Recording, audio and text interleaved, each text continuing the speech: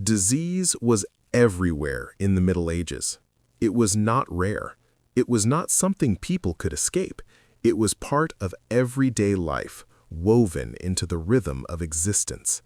From the moment a child was born, survival was uncertain. Birth itself was dangerous. Childbirth claimed countless mothers' lives, even in families that seemed prosperous or well-prepared. Without sterile tools, without knowledge of germs, without pain relief, even a normal delivery could turn fatal in minutes. Many infants never survived their first days. Others died within weeks. Some lived a few years and then disappeared quietly from history, never recorded, never remembered beyond their families. Early childhood was the most perilous stage of life.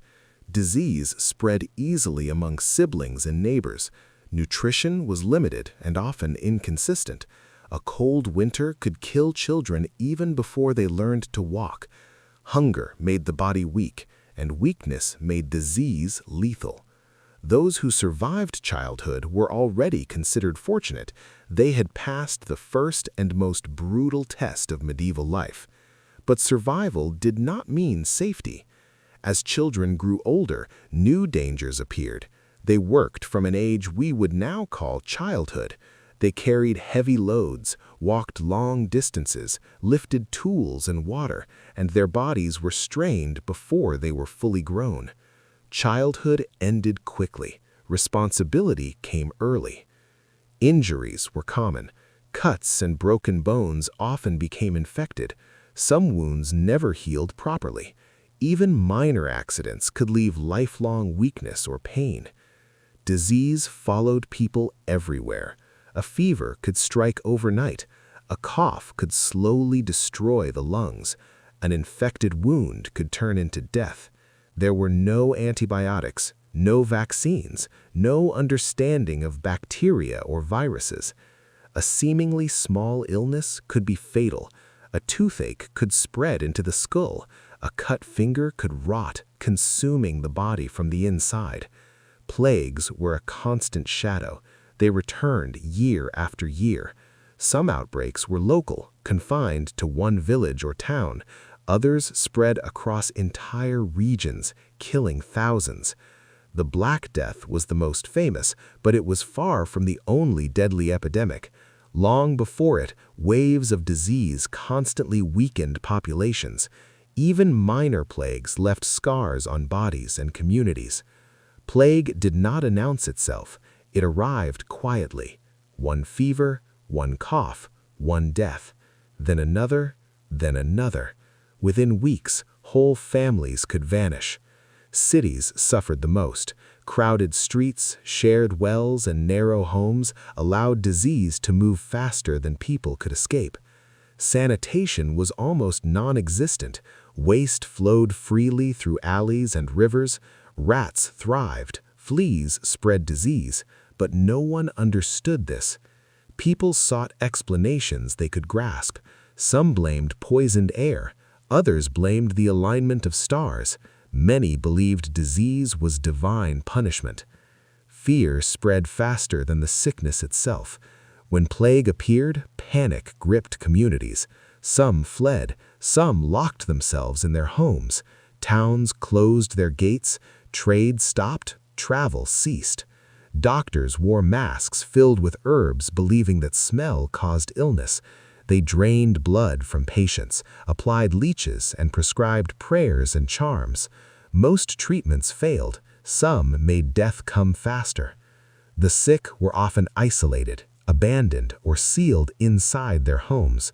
Red crosses were painted on doors to warn neighbors. Even outside great plagues, disease never disappeared. Tuberculosis slowly consumed lungs over years. Dysentery spread through contaminated water. Typhus followed famine and war.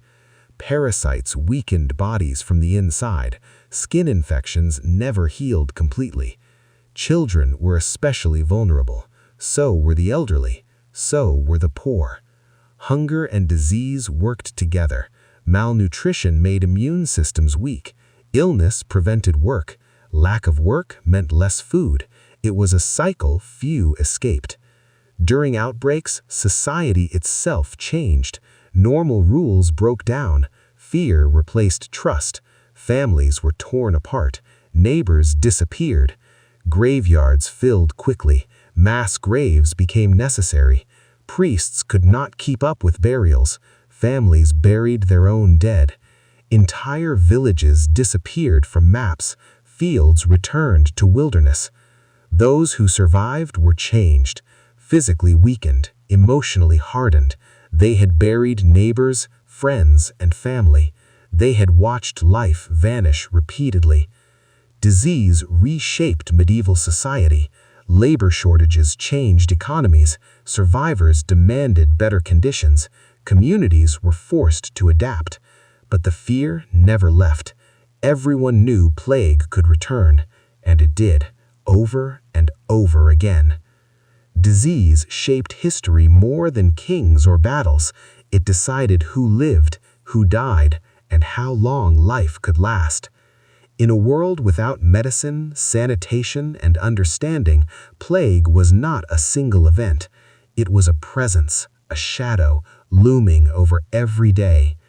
It forced people to make impossible choices: who to care for when there were not enough hands or food, who to bury first when death arrived too quickly.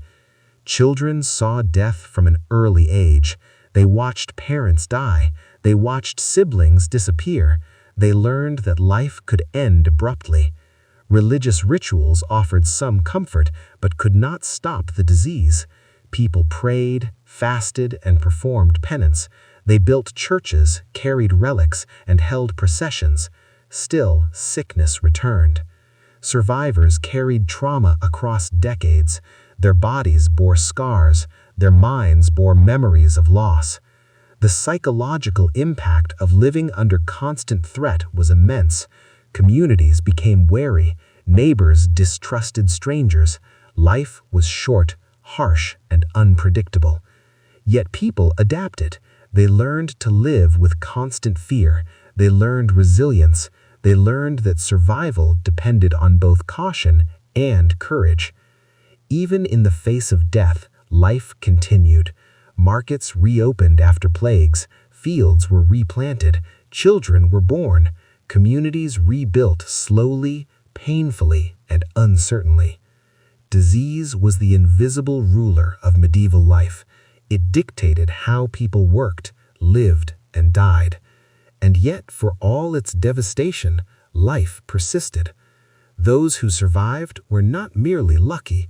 They were hardened by experience, shaped by hardship, and resilient against forces no one could control.